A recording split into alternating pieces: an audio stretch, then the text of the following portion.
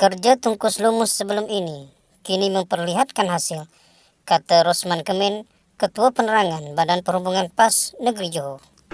Hasil kerja keras dan tungkus lumus pihak kerajaan bermula dari awal dan ketika serangan wabak memuncak sehingga melebihi 20,000 jangkitan sehari sebelum ini kini membuahkan hasil. Walaupun ketika itu kerajaan sering dicerca dan diperlekehkan oleh pelbagai pihak, namun kerajaan terus fokus dengan strategi pemulihan yang diyakini dan tidak melayani golongan-golongan yang berpandangan negatif tersebut. Keberanian pihak kerajaan di peringkat awal berbelanja untuk membeli vaksin lebih dari jumlah penduduk memberi keuntungan kepada negara. Hampir keseluruhan rakyat dewasa dan remaja negara ini sudah divaksin. Jangkitan positif COVID-19 hari ini sudah di bawah 10,000 dan terus menurun dari hari demi hari. Prestasi kawalan COVID-19 negara hari ini antara yang terbaik di dunia, termasuk mengatasi beberapa negara-negara maju seperti Amerika dan Australia.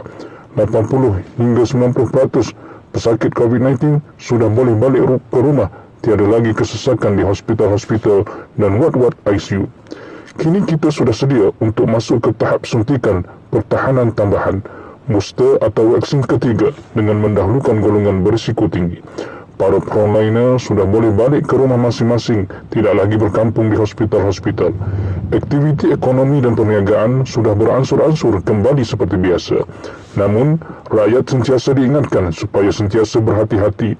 Kelonggaran pergerakan yang diizinkan boleh rentah daerah dan negeri jangan menjadikan kita lalai dan leka kerana kita masih belum bebas sepenuhnya. SOP mesti terus diamalkan. Kawalan diri dan keluarga mesti terus dipertingkatkan.